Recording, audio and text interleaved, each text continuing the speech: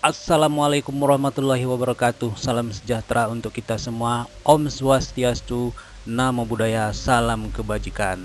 Halo teman-teman semua, jumpa lagi bersama saya Juli Kenzo. Pada video kali ini kita akan menyajikan sebuah materi bahasa Inggris yaitu obligation. Apa itu obligation? Keharusan. Bagaimana bentuknya? Let's check it out. Mari kita ikuti.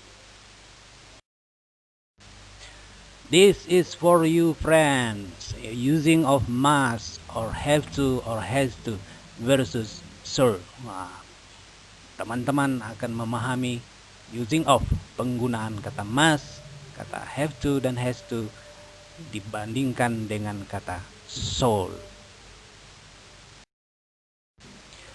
Wait a minute friend. Sebelum kita lanjutkan, silakan di-subscribe bagi yang belum, like, dan bila video ini bermanfaat silakan di-share ke teman-teman.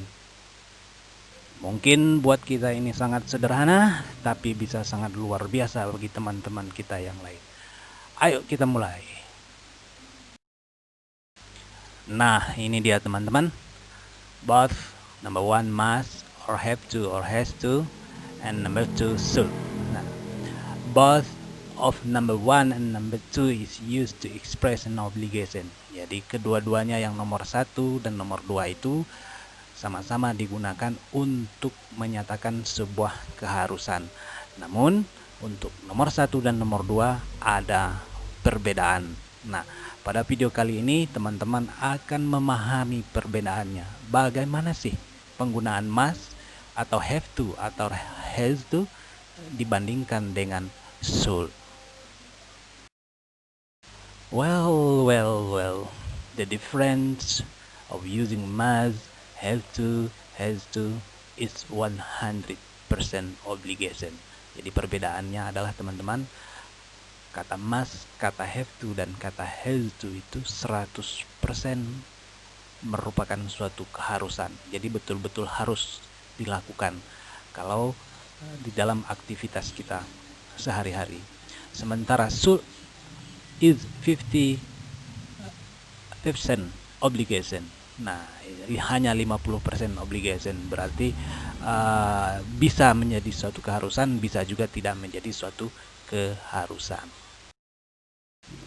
This slide is going to make you more clearly, friend. Nah, tayangan yang ini akan membuat teman-teman lebih jelas. Ini diberikan contoh example. There are 4 examples. Ada 4 contoh yang mudah-mudahan bisa membuat teman-teman semuanya mengerti. Example number 1. When the traffic light turn red, you must stop. Ketika lampu merah menyala, kamu harus berhenti. Ini obligation yang menggunakan kata must, 100%. Berarti harus, must stop. Betul-betul harus berhenti. Nah, number 2, the flight will take off at 7 AM. We have to go to airport before 7 AM. Jadi di sini penggunaan kata have to. Ya, sebenarnya antara must dan have to itu sama, artinya sama, yaitu sama-sama artinya harus. Nah, di sini karena konsepnya ada must, ada have to, kemudian ada has to, tentunya teman-teman bertanya, bagaimana sih bentuknya, penggunaannya di dalam sebuah kalimat. Jadi yang nomor 2 di situ digunakan kata have to. Nah, di arti kalimat yang nomor 2, ya, pesawat akan tinggal landas jam 7. Kami harus pergi ke bandara sebelum jam 7. Nah, konsekuensinya apa? Kalau tidak dilaksanakan suatu keharusan tersebut, datangnya terlambat, maka akan ketinggalan pesawat. Betul enggak teman-teman? Nah, kemudian example number 3. The exam will start at 8 o'clock. She has to arrive to campus before 8 o'clock. Nah, jadi penggunaan has to di sini. Kenapa digunakan has to? Karena ini subjeknya adalah orang ketiga tunggal, yaitu she. Jadi she has. Nah, artinya ujian akan dimulai jam 8 tepat. Nah, dia harus sampai di kampus sebelum jam 8.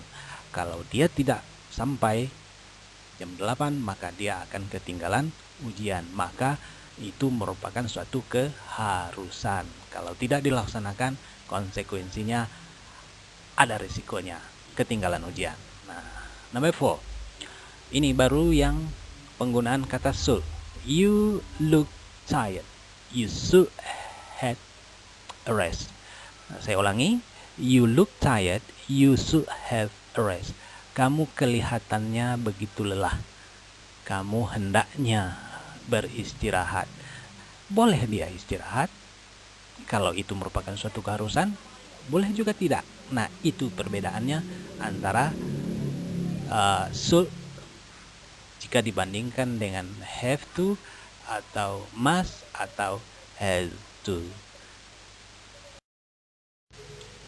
This is the conclusion for all of us. Jadi inilah kesimpulannya untuk kita semua, yaitu gunakan must atau have to atau has to untuk yang benar-benar harus, atau tidak boleh tidak. Dan gunakan kata should ketika boleh memilih harus atau tidak harus. Jadi bisa ada dua pilihan, harus dan tidak harus. Thank you friends. Itulah tadi obligation, ya, ilmu yang kita dapatkan pada kesempatan kali ini. Ya, saya masih memegang,